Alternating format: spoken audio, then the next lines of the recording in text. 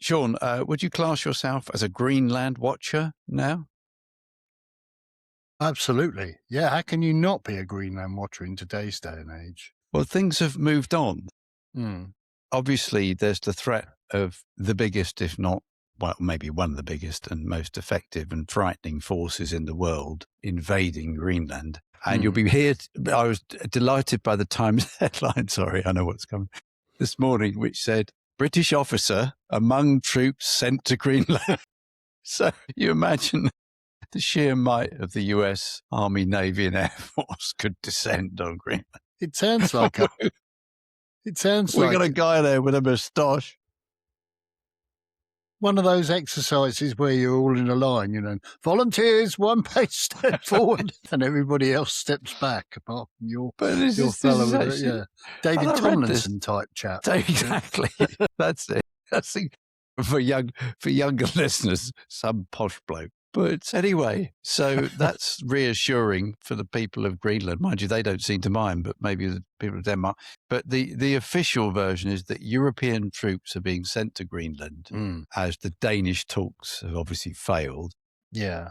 There's a large exercise apparently going on in the north called Operation Endurance. That's happening anyway. And the Greenland force is a small part of it, and it involves soldiers, vessels, aircraft, and a small number of unarmed or lightly armed personnel from Sweden, France, and Norway. So unarmed, what are they going to do? Well, I think who knows? Who knows? Maybe they're on a self-sufficiency thing, where they have to live off their own urine and that type of. If it ever came to it. Because the way Trump's putting it across at the moment, you'd think that northern Greenland, was swarming with Russians and Chinese there, wouldn't you? That they're all obviously is. Yeah. I mean, did you hear him yesterday at his press conferences? Depends which one. Or stealing your thunder when he was talking about the Danes have let Greenland down. Did you hear that? Because he said that keep going. I haven't heard this version. Somebody asked him about how the Danes were protecting Greenland and what extra troops they'd moved in. And he said, I hear they've moved an extra 2 dog sleds in. That really tells you the story, which isn't true, of course, at all. They've got slightly more impressive than this. There is already a 1,500 Royal Marines force commando manoeuvres going on out of Camp Viking in Norway. Didn't know about that place. And they're expected to take part in a Greenland exercise next week, or the coming week, sorry. The Royal Navy described the Marines as the tip of the Arctic spear. So that's helpful. Just continuing the who's doing what. Norway have confirmed is sending 2 officers. Goodness. Germany, 13 people. President Macron said France will be involved.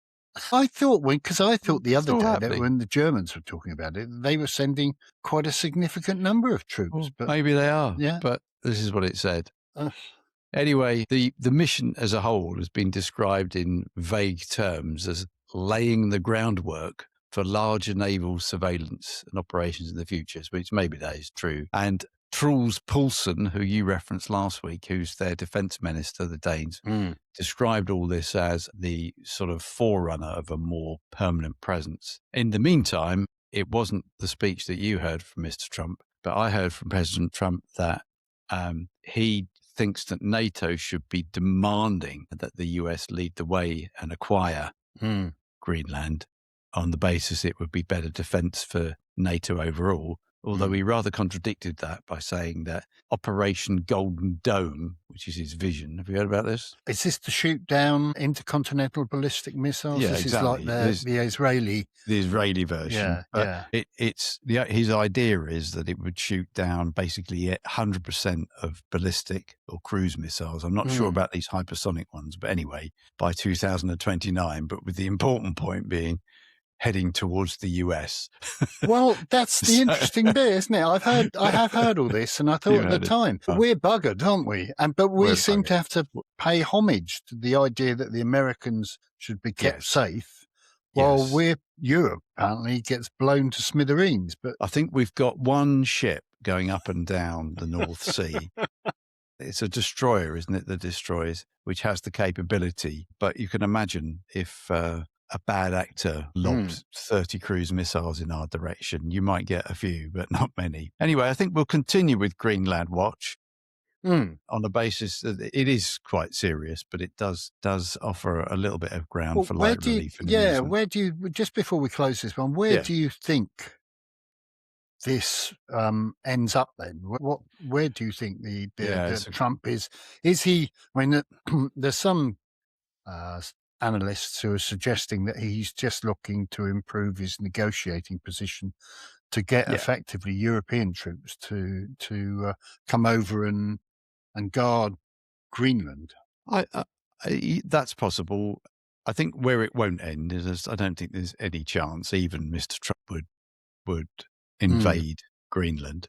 I don't think that's happening. But I think it probably is. If he has a strategy, and you have to assume he has, I think it is part of a broader plan to either eventually get Denmark just to cave in and come to some sort of commercial arrangement, if you can call it that. Or, as you say, to be part of this continuing drive for Europe to do its bit. But I don't know if it can, to be honest. How stretched can Europe be? And it's not up to bench strength yet, is it? Because all the plans you hear about are 3, 4, 5 years out. And we can barely put peacekeeping force in Ukraine if that ever happens. So who knows is the honest answer. But I don't think this one's going away.